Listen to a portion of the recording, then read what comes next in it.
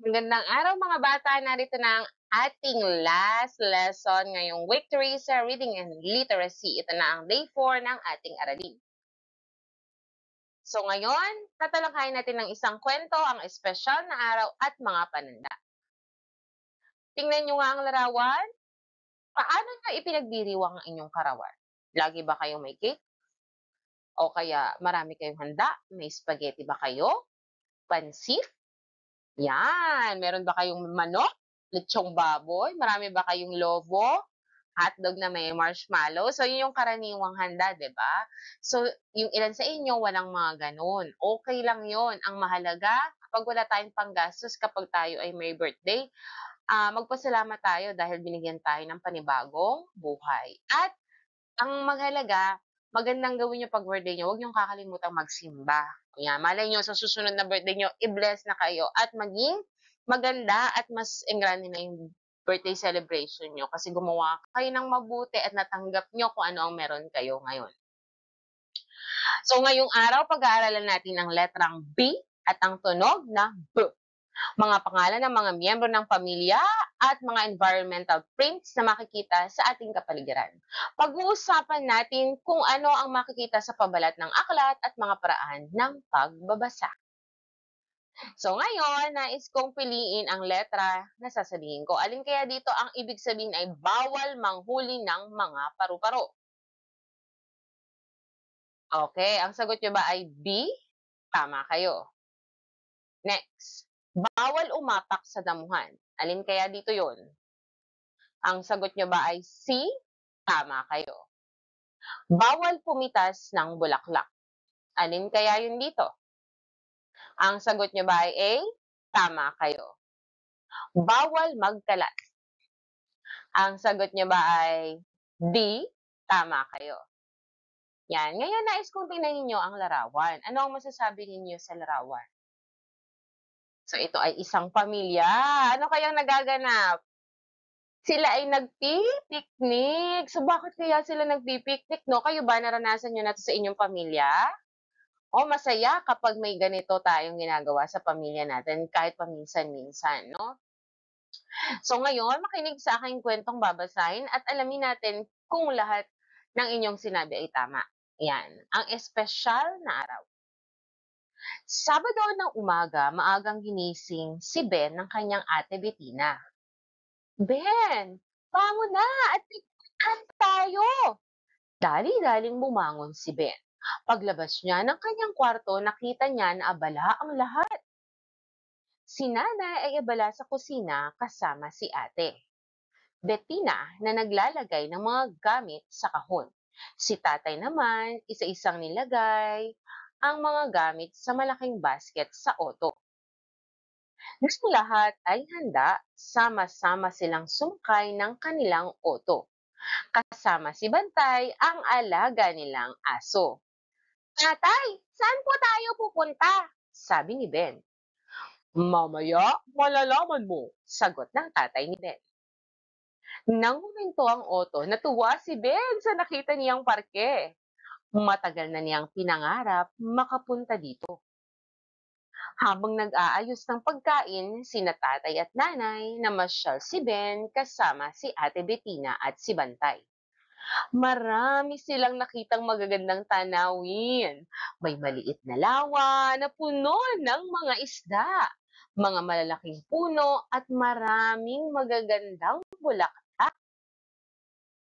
Pipitas sana si Ben ng bulaklak nang pigilan siya ng kanyang ate Bettina sabay turo sa karatula. Ano ibig sabihin niyan, ate? Tanong ni Ben. Bawal pumitas ng bulaklak, sagot ng kanyang ate. Sa di kalayuan, may iba pa silang nakitang mga karatula. Anong ibig sabihin nito? Ang ibig sabihin niyan, bawal manghuli ng paru-paro. Ano yun, ate? Anong ibig sabihin nun? Ang ibig sabihin niyan, bawal umapak sa damuhan, kaya hindi tayo pwedeng pumunta doon. Bettina, Ben, kakain na tayo. Tawag ng kanilang nanay. Pagbalik, may nakita ulit si Ben ng karatula. Ate, alam ko na po ibig sabihin nito? Bawal magkalat, sabay turo sa karatula. Tama ka, Ben. Paglapit sa kanilang magulang, inilabas ni nanay ang isang cake at sabay-sabay silang umawit ng maligayang bati, maligayang bati, Ben. Sorpresa ito para sa iyong karawan, sabi ng kanyang nanay. Inabot ni tatay ang regalo, isang bola ng basketball. Salamat, tatay at nanay, sabi ni Ben. Tara, kumain na tayo, sabi ng ate niya. Sabay-sabay silang kumain ng inihandang pagkain ni nanay. Ito ang pinakamasayang kaarawan ko, sabi ni Ben sa kanyang sarili. Sino ang mga tauhan sa kwento? So, si nanay, tatay, Bettina at si Ben. Kasama nila si Bantay. Saan sila pumunta? Sige nga. So, sa parke. Ano-ano ang nakita ni Ben sa parke? Lawa, isda, puno, bulaklak, at mga babala. Bakit espesyal ang araw na iyon kay Ben? Dahil ito ang kanyang kaarawan. Paano natin binasa ang mga salita sa kwento? Saan tayo nagsimula? So, nagsimula tayo sa kaliwa, papunta sa kanan. So, lagi tayo nag-uumpisa sa kaliwa, papunta sa kanan kapag tayo ay nagbabasa. So, kung natapos nating basahin ang unang pangungusap hanggang dulo, ano ang susunod nating babasahin? Ang susunod na pangungusap mula kaliwa, papunta sa kanan. Basta pag may natapos tayo, mag-uumpisa ulit tayo sa kaliwa. Tapos, pupunta ulit tayo sa kanan. Yan. Sa kwentong napakinggan, sino-sino ang bumubuo sa pamilya ni Ben? O, naandyan sino? Si nanay, tatay, ate Benina, Ben at Bantay. So, sila ang mga pangunahing tauhan sa ating kwento. Kayo, sino-sino ang bumubuo sa inyong pamilya? O, maaaring nandyan ang lolo't lola nyo, kasama nyo sa pamilya, pwede yun. Maaaring kasama nyo rin ang inyong tito, tita, at mga pinsan. Okay? Ayan. O kaya may iba pa kayong kasama. So, kilalanin ang mga nasa larawan. Sino ito? Si Lolo. Ito, si Lola.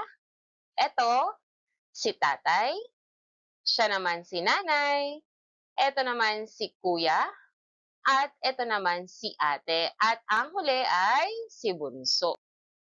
So, sila ang iba pang miyembro ng pamilya. Pakinggan naman natin ang salitang sasabihin ko. Ben. Bettina. Bola. Basket. Bantay. So, ulitin nyo nga. Ben. Bettina. Bola.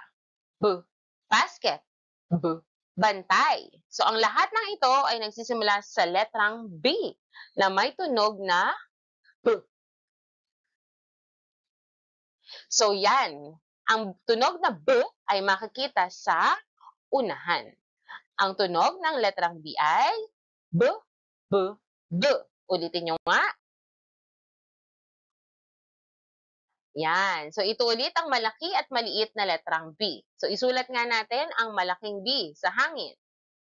Umpisahan natin sa taas. Okay? Yan. Hanap tayo ng babakat dito. Yan. 1, 2, 3. Ulitin nyo nga. 1, 2, 3. Maliit naman na letrang B. 1, yan. Medyo nahihirapan na naman akong ipantay. 2. Ulitin natin.